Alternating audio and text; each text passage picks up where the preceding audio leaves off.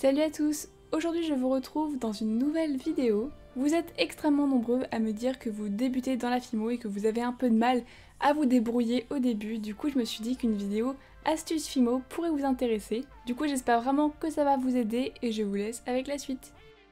Première astuce. On me demande très souvent, Victoire, comment tu fais pour que tes créations n'aient pas de traces d'empreintes digitales? Donc du coup je vais vous montrer deux techniques pour les retirer vraiment hyper simplement. Donc là pour vous donner un exemple, j'ai pris de la pâte verte et je vais bien mettre une belle empreinte digitale, bien marquée comme il faut, pour que vous puissiez voir que ma technique fonctionne et que ça l'enlève réellement. Donc du coup ma technique c'est de frotter contre votre pâte et ça efface en fait les empreintes digitales, puisque le fait de frotter, ça va lisser votre pâte et faire disparaître les différences d'épaisseur. Donc là, comme vous pouvez le voir, ça a vraiment complètement enlevé toutes les empreintes. Donc voilà, c'est tout bête, il suffit qu'avec vos doigts, vous frottiez contre votre pâte et tout devrait partir.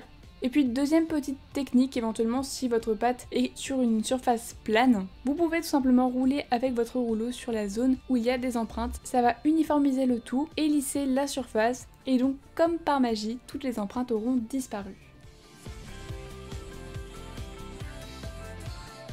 Deuxième astuce, il s'agit de comment retirer toutes les poussières et les saletés sur ma pâte qui est claire. Donc là, en l'occurrence, c'est de la pâte rose très pâle, il me semble. Donc cette astuce va vous permettre de retirer toutes les saletés et les poussières qu'il peut y avoir sur vos pâtes. Donc principalement les pâtes claires. Donc comme vous pouvez le voir, ma pâte est vraiment extrêmement sale. J'ai fait exprès de la salir, j'aurais jamais pensé faire ça un jour. Donc dans un premier temps, je vais utiliser de l'alcool A90 que vous pouvez trouver en pharmacie. Vous en mettez sur un petit coton et vous allez venir frotter votre pâte de façon à retirer toutes les poussières, tous les petits fils apparents qu'on va apercevoir. Vous retirez tout ça.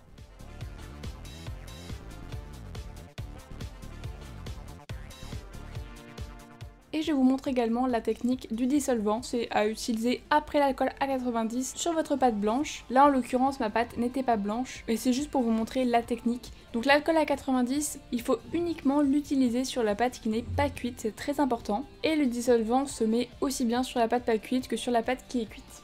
Principalement la pâte blanche, mais également toutes les pâtes qui sont extrêmement claires. Par contre, toutes celles qui sont foncées, donc le rouge, le vert foncé, le orange, etc., c'est à proscrire parce que ça va tout simplement décolorer votre pâte.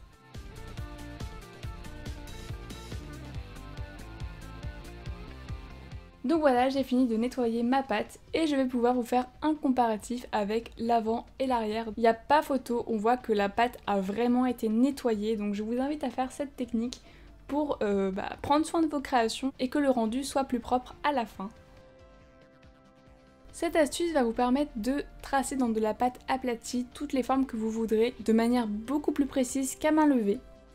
Pour cet exemple, j'ai tracé deux cœurs dans de la pâte rouge aplatie. Donc le premier, je l'ai fait à main levée et comme vous pouvez le constater, c'est pas terrible. Du coup, ce que je vous conseille, c'est de tracer un patron dans du papier cartonné. Donc là, j'ai dessiné un cœur, mais vous pouvez tout simplement imprimer des motifs sur internet et les décalquer sur du papier cartonné. Vous découpez le contour de votre forme.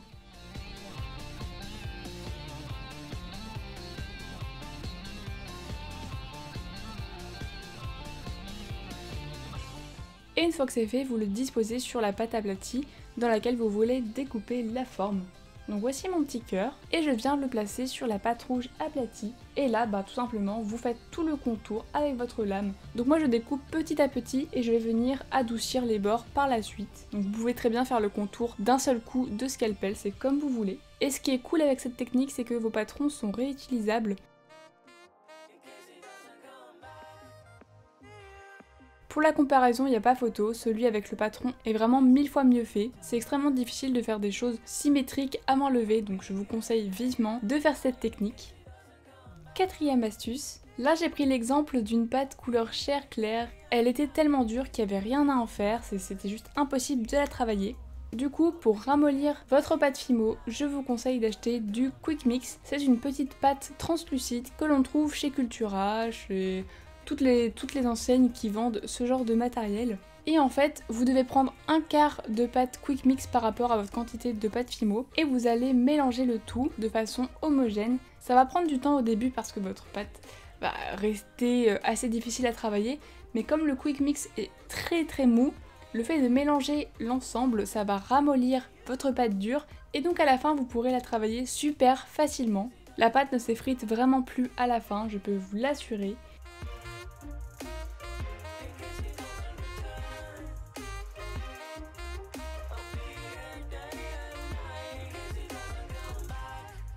Donc j'espère vraiment que grâce à cette technique, vous réussirez à ramollir votre pâte.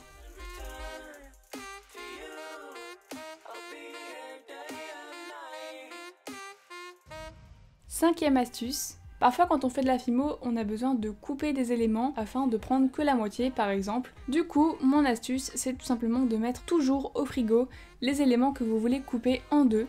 Quand la pâte est trop chaude, ça va se déformer et comme vous pouvez le constater, c'est vraiment pas la demi-boule que je voulais obtenir, c'est complètement raplapla. Donc vous les mettez au frigo, entre 5 à 10 minutes, ça suffit largement et c'est vraiment beaucoup plus simple de couper une boule qui vient de passer 10 minutes au réfrigérateur. Elle ne se déforme pas. Sixième astuce, parfois quand on fait de la fimo, on a besoin d'avoir des boudins extrêmement fins, extrêmement longs et c'est assez difficile parce que ça se casse vraiment souvent, on n'arrive pas à l'affiner énormément, etc. Du coup, je vais vous présenter comment moi je fais pour obtenir ce genre de boudin très très fin. Je commence tout simplement par former le boudin de manière classique, donc je le roule contre mon plan de travail. Et au bout d'un moment, quand ça devient suffisamment fin, je vais venir le travailler entre mes doigts. Donc le but c'est d'étirer petit à petit la fimo afin de l'affiner et de tourner en même temps dans nos doigts pour que ça reste uniforme. Donc vous faites ça tout le long de votre boudin. Surtout allez-y délicatement, il ne faut pas casser le boudin parce que c'est vrai qu'en tirant un peu trop fort, ça risque de se séparer tout simplement. Donc faites très attention, allez-y petit à petit et vous obtiendrez un boudin extrêmement fin comme ceci.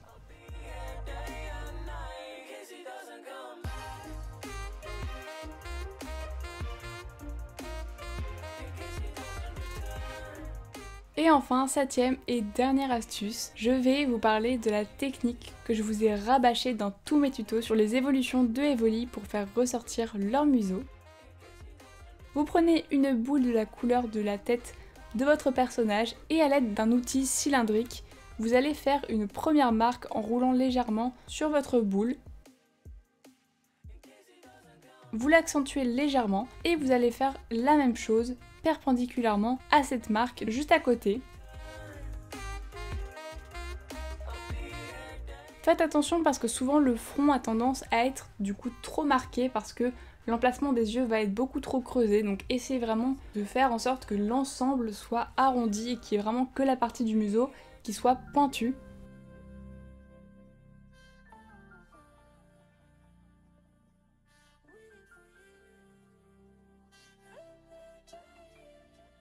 Dans les tutos, j'ai jamais vraiment détaillé cette technique parce que c'est assez difficile d'expliquer, mais j'essaye de le faire dans cette vidéo pour vous aider. Donc j'espère que cette explication vous aura été utile. Et voilà, c'est déjà la fin de cette vidéo. J'espère sincèrement qu'elle vous aura plu et surtout qu'elle vous aura aidé bien évidemment. Dites-moi en commentaire quelle technique vous ne connaissiez pas et quelle a été celle qui vous a vraiment le plus aidé parmi toutes. Sur ce, je vous dis à bientôt pour une nouvelle vidéo. Bye tout le monde!